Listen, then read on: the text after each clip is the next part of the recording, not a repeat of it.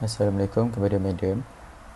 Kami daripada grup The Gang akan membentangkan infografik slide bertajuk Perkembangan dan Masalah Pendidikan di Malaysia. Selamat sejahtera kepada pensyarah. Nama saya Ashwini Bhaskaran. Hari ini saya akan membentangkan tentang pendahuluan. Sistem pendidikan merupakan asas penting bagi membangunkan masyarakat dan negara ke arah yang lebih baik. Malaysia merupakan negara yang mempunyai masyarakat majmuk di mana setiap dasar yang dilaksanakan perlu selari dengan keperluan masyarakat. Dasar pendidikan yang dilaksanakan bukan sahaja bertujuan untuk memberi pelajaran di sekolah semata-mata tetapi sebagai alat untuk merealisasikan perpaduan bangsa. Jadi 5 artikel yang kami akan bincangkan ialah pelaksanaan pendidikan abad ke-21 di Malaysia, iaitu yang pertama. Yang kedua, amalan cabaran pelaksanaan pembelajaran abad ke-21. Yang ketiga ialah pembelajaran abad ke-21 dan pengaruhnya terhadap sikap, motivasi dan pencapaian bahasa Melayu pelajar sekolah menengah. Yang keempat, cabaran pendidikan dalam talian. Dan yang terakhir ialah isu-isu semasa berkaitan dengan pencapaian dasar pendidikan kebangsaan. Assalamualaikum, nama saya Muhammad Syafiq bin Zamri dan artikel yang saya akan bincangkan ialah pelaksanaan pendidikan abad ke-21 di Malaysia. Pendidikan abad ke-21 di Malaysia adalah sebuah idea bagi menyediakan warga Malaysia untuk menghadapi cabaran dunia baharu yang digambarkan dalam era revolusi perindustrian yang keempat. Jadi terdapat 3 kemahiran yang dititik beratkan dalam pembelajaran abad ke-21 ini. Yang pertama ialah kreativiti. Kreativiti ialah sejauh mana kemampuan seorang pelajar untuk menjawab soalan-soalan yang beraras tinggi iaitu kebat. Pengkaji telah merumuskan bahawa melalui terapi media seperti penggunaan video yang mengandungi unsur kecindanan, penggunaan grafik statistik yang menarik dan juga penggunaan muzik audio, murid-murid dapat menguasai kebat secara semula jadi dalam proses pembelajaran dan juga menunjukkan minat yang positif. Jadi kemahiran yang kedua pula ialah komunikasi. Komunikasi ialah cara seorang guru untuk mendidik anak muridnya dengan lebih efektif.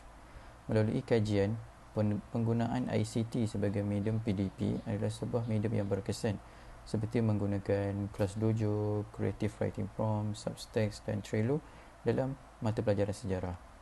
Dan kemahiran yang terakhir ialah kolaboratif. Kolaboratif ialah mengutamakan pendidikan secara berkumpulan dalam kalangan pelajar. Menerusi pembelajaran kolaboratif, pelajar berpeluang belajar dalam situasi pembelajaran yang lebih seimbang dan dalam konteks pembangunan jasmani, rohani dan juga intelek. Seterusnya, kemahiran yang diperoleh dapat diaplikasikan dalam menjalani kehidupan insaniah pelajar. Assalamualaikum dan salam sejahtera kepada Madam. Nama saya Muhammad Daniel bin Muhammad Ikhwan dan saya akan menerangkan tentang artikel yang saya kaji iaitu tajuk Amalan dan Cabaran pelaksanaan pembelajaran abad ke-21. Jadi kita ke yang pertama iaitu isu yang pertama iaitu masa yang singkat. So guru berhadapan dengan cabaran hebat memandangkan terdapat banyak kemahiran abad ke-21 yang perlu diterapkan dalam pengajaran dan pembelajaran yang singkat. Dekat sini kita boleh faham yang masa sekolah kepada yang sekolah rendah dan sekolah menengah agak singkat iaitu selalunya daripada pukul 8 pagi sehingga 1 petang dan mengikut artikel ini ia tidak cukup masa. Dia tak cukup masa untuk mengajar kemahiran abad ke-21 dengan efektif. Jadi nombor 2, pengetahuan dan kemahiran guru kepada pembelajaran abad ke-21. So di sini pengetahuan dan kemahiran abad ke-21 ini mempengaruhi persepsi dan amalan guru. Tanpa pengetahuan yang cukup, guru menganggap pembelajaran abad ke-21 sebagai sesuatu yang sukar yang dilaksanakan. So, di sini kita dapat pastikan yang guru yang tidak memahami abad ke-21 ini, pembelajaran abad ke-21, dia akan memandang pelajaran abad ke-21 ini sebagai pelajaran yang tidak efektif. Okey. Seterusnya kepada isu yang ketiga, iaitu pelbagai resource perlu digunakan. So, sebuah sekolah itu perlu menyediakan resource yang perlu digunakan seperti kemudahan ICT. Guru juga perlu menyediakan alat-alat yang berkaitan dengan pendidikan ke-21. Jadi dengan pembelajaran abad ke-21 ini, dia menggunakan banyak resource yang kemungkinan besar kebanyakan sekolah di kawasan-kawasan kampung tidak ada alat-alat yang sepatutnya. Jadi guru-guru yang harus mengajar tidak dapat mengajar dengan efektif. Okey. Assalamualaikum warahmatullahi wabarakatuh. Nama saya Muhammad Amir Hakimi bin Muhammad Nuawi. Saya dari Bachelor International Business. Tajuk artikel yang saya akan bentangkan pada hari ini adalah pembelajaran abad ke-21 dan pengaruhnya terhadap sikap, motivasi dan pencapaian bahasa Melayu pelajar sekolah menengah. Terdapat beberapa kajian dan penemuan di dalam artikel ini. Kajian pertama adalah kajian terhadap orang asli. Dari dapatan yang menunjukkan bahawa 78% sampel kajian bersikap positif terhadap pembelajaran bahasa Melayu kerana ia dapat membantu pelajar untuk menyiapkan tugasan mereka bagi mata pelajaran bahasa Melayu. Faktor yang mendorong dan memotivasikan pelajar untuk mempelajari bahasa Melayu adalah dengan menguasai bahasa Melayu, ianya dapat membantu pelajar tersebut untuk berkomunikasi dengan orang tempatan. Kajian kedua adalah kajian terhadap pelajar etnik Iban. Mereka mempunyai sikap, motivasi dan pencapaian yang tinggi terhadap bahasa Melayu apabila menerapkan penguasaan pembelajaran abad ke-21. Kajian ketiga adalah kajian mengenai PDPC, iaitu pembelajaran dan pemudahcaraan. Proses PDPC yang berlaku tanpa mempunyai aspek kemahiran berfikir secara kreatif dan kritis akan menyebabkan PDPC tersebut tidak efektif. Walau bagaimanapun, berfikir secara kreatif dan kritis bergantung juga kepada kecerdasan pelajar tersebut. Kajian seterusnya adalah kajian tentang teknologi. Di sini penyelidikan yang telah dijalankan menunjukkan bahawa jika pelajar hanya belajar melalui buku teks sahaja yang berorientasikan peperiksaan tanpa ada pengetahuan tentang teknologi, maka mereka akan kekurangan daya saing dan agak sukar untuk menempuh cabaran pada masa akan datang. Assalamualaikum. Hai Madam, nama saya Muhammad Nuzaini bin Alam. Hari ini saya akan menerangkan tentang artikel yang saya kaji, iaitu cabaran pendidikan dalam talian. Ketiadaan peranti dan jaringan internet yang sempurna di kawasan luar bandar seperti kawasan kampung dan lain-lain. Pembelajaran dalam talian yang bukan real time seperti menggunakan Google Classroom dan aplikasi Telegram dan lain-lain. Persekitaran hidup murid yang kurang kondusif, mempraktikkan jadual waktu pengajaran dan pembelajaran dalam talian secara anjal mengikut tahap murid bagi mengatasi masalah ibu bapa yang mempunyai masalah kekurangan gadget tetapi memiliki anak sekolah yang ramai. Dengan cara jadual waktu anjal itu, anak-anak boleh menggunakan gadget bukan secara serentak. Penguasaan kemahiran guru terhadap pedagogi digital menyediakan model standard kaedah pengajaran dalam talian kepada semua guru.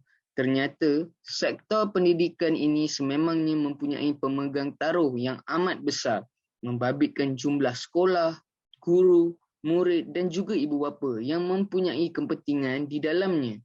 Apa sekalipun bagi saya, aspek kemenjadian murid menjadi satu elemen yang amat penting dalam apa jua kaedah pengajaran dan pembelajaran sama ada bersemuka di sekolah ataupun dalam talian. Bagi ibu bapa pula, pendidikan anak-anak tentunya merupakan pelaburan untuk masa depan.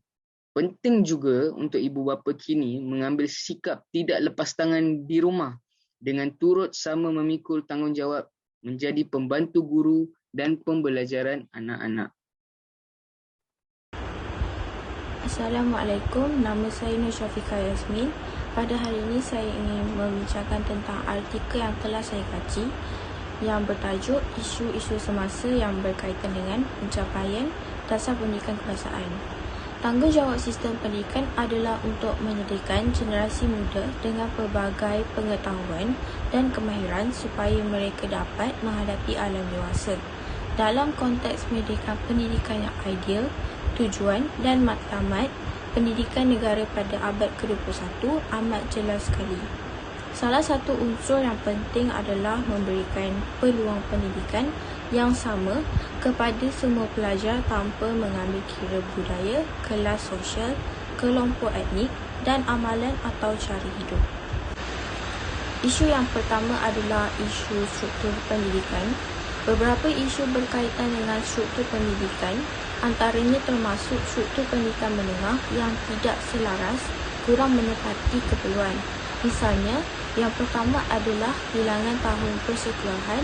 Struktur pendidikan Malaysia tidak sama dengan kebanyakan negara lain di dunia. Yang kedua, tidak terdapat keseragaman dalam kemasukan ke institusi pengajian tinggi iaitu IPT disebabkan wujudnya pelbagai haluan. Dan yang ketiga, kebanyakan pelajar memilih untuk menamatkan persekolahan mereka selepas sijil pelajaran Malaysia iaitu SPM. Seterusnya adalah isu yang kedua iaitu akses pendidikan. Selaras dengan perkembangan teknologi semasa, KPM telah memperkenalkan teknologi maklumat dan komunikasi atau dikenali sebagai Information and Communication Technology iaitu ICT dalam pendidikan yang meliputi aspek prasarana, pengisian dan juga latihan guru. Namun, isu dan masalah yang menjejaskan usaha pengguna ICT dalam proses pengajaran dan pembelajaran. Antara masalah tersebut adalah berkaitan dengan yang pertama, pembekalan komputer yang tidak seimbang antara sekolah bandar dan luar bandar. Yang kedua, perisian komputer untuk TNT yang sesuai sukar diperoleh. Dan yang ketiga, latihan dalam perkhidmatan untuk guru mengendalikan sistem komputer di sekolah yang kurang berkesan. Seterusnya, isu yang ketiga iaitu tenaga pengajar. Kekurangan tenaga pengajar yang berkemahiran turut menjadi isu dalam pelaksanaan pendidikan yang berkesan. Kebanyakan sekolah di pendalaman dan pulau mendapat guru yang kurang berpengalaman atau kurang latihan. Keadaan ini juga turut menyebabkan berlaku ketidaksepadanan dalam pengalihan guru mengikut option. Maka, berlakulah keadaan di mana kebanyakan guru yang mengajar di sekolah menjadi bidang tuju. Isu yang keempat adalah sasiar pelajar. Kualiti sasiar pelajar pada berbagai peringkat pendidikan juga turut menjadi isu dan dipersoalkan kerana masih terdapat sebilangan pelajar rendah yang naik ke sekolah menengah atau pelajar menengah rendah yang naik ke tingkatan 4 memiliki kualiti sasiar yang kurang baik. Dalam hal ini berlaku pada kebanyakan murid tanpa mengira kaum dan agama. Sebagai contoh, tabiat merokok di kalangan pelajar, gejala vandalism, melepak, konten sekolah dan sebagainya di kalangan pelajar sekolah semakin menjadi-jadi. Jadi, kami akan beralih ke bahagian temu bual pula. Jadi, tajuk temu bual yang pertama ialah perlunya sikap empati dalam diri seorang pensyarah. Jadi, isu ini melibatkan antara seorang pensyarah dan seorang pelajarnya, di mana pensyarah tersebut telah memperlekehkan pelajarnya di hadapan kelas kerana pelajar beliau tidak mampu untuk menyediakan peralatan-peralatan yang mencukupi untuk pembelajaran secara online. Jadi, melalui temu bual ini, rakan saya telah berkongsi sedikit sebanyak pendapat beliau mengenai isu ini. Jadi, Pendapat beliau yang pertama ialah sebagai seorang pensyarah, kita seharusnya mempunyai sikap belas kasihan terhadap seseorang kerana bukan semua orang mampu dan berasal dari keluarga yang senang. Dan yang kedua, beliau berkongsi orang yang beradab pasti mempunyai ilmu, tetapi orang yang berilmu belum tentu mempunyai adab. Dan yang ketiga, bahagian hal ehwal pelajar juga perlu memainkan peranan untuk mengenal pasti pelajar yang kurang berkemampuan dari segi peralatan untuk pembelajaran dan juga kewangan. Dan saya akan pas kepada rakan setugas saya. Okey, jadi saya teruskan dengan temu bual saya bersama rakan serumah saya. Jadi tajuk ataupun soalan yang saya bertanya ialah, adakah pendidikan yang dilaksanakan pada masa kini efektif dalam mendidik pelajar yang cemerlang? Jadi beliau berkata, kita menggunakan resource yang ada, iaitu teknologi yang sedia ada. Dengan itu kita ke arah yang tepat, tapi kita perlu perbaiki cara-cara penggunaan dan integrasi penggunaan teknologi dalam pendidikan. Seterusnya, guru memainkan peranan yang besar kerana yang melaksanakan pendidikan abad ke-21 ialah guru, dan mereka haruslah lebih mahir dan tegas atas pelaksanaan pendidikan itu. Akhir sekali, beliau berkata, saya merasakan penggunaan teknologi perlu meluas lagi seperti negara lain yang telah maju dengan integrasi teknologi dalam sistem pendidikan mereka. Dengan itu, teknologi yang memudahkan pelajaran haruslah digunakan supaya mendidik pelajar dengan lebih berkesan. Jadi daripada temu bual itu, kita dapat pastikan yang rakan saya ni dia sangatlah bersetuju dengan integrasi teknologi yang memudahkan pelajaran. Itu saja daripada saya. Assalamualaikum, hai madam. Nama saya Muhammad Muzaini. Temu bual rakan. Tajuk, adakah pendidikan dalam talian yang dilaksanakan pada masa kini dapat mengajar pelajar dengan baik? Yang pertama, guru memainkan peranan yang amat penting untuk pelajar-pelajar untuk lebih fokus di dalam kelas dan perlu lebih tegas supaya pelajar-pelajar di dalam kelas lebih belajar dengan lebih rajin. Yang kedua, kita perlu mempunyai sikap hormat menghormati pada guru ketika dalam pembelajaran atas talian supaya lebih mudah untuk mereka untuk mengajar pelajar-pelajar. Teknologi yang meluas memudahkan pelajar-pelajar belajar di mana-mana juga mereka berada dengan melalui pendidikan dalam talian dan memudahkan semua orang untuk belajar. Terima kasih.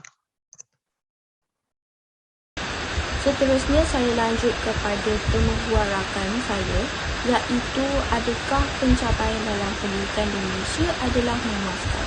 Berdasarkan jawapan rakan saya, pendidikan di Malaysia masih tidak setara dengan pendidikan di negara jiran. Masih banyak yang perlu diubah, terutamanya sistem pendidikan yang semakin tidak setaraf seperti dahulu. Kemudian, perubahan revolusi di negara industri telah mengorbankan pendidikan yang akhirnya membentuk sistem pendidikan ke arah individu yang mempunyai watak industri. Seterusnya, dengan kata lain, pendidikan telah menjadi korban kepada kehendak sistem-sistem yang diwujudkan oleh manusia. Sekian, terima kasih. Okey, seterusnya temu dua rakan. Pentingnya pelajar untuk mendapat dedahan tentang teknologi dan bukan hanya tertumpu kepada buku teks kerana ia akan menambahkan lagi pengetahuan am tentang bahasa Melayu dan resource yang tertentu. Bahasa Melayu adalah bahasa kebangsaan. Sesiapa pun boleh mempelajari bahasa Melayu. Di sini, guru memainkan peranan penting dalam mendorong pelajar untuk menguasai bahasa Melayu, terutamanya pelajar asing atau pelajar orang asli. Terima kasih. Okey, itu sahaja daripada kumpulan kami. Terima kasih, madam.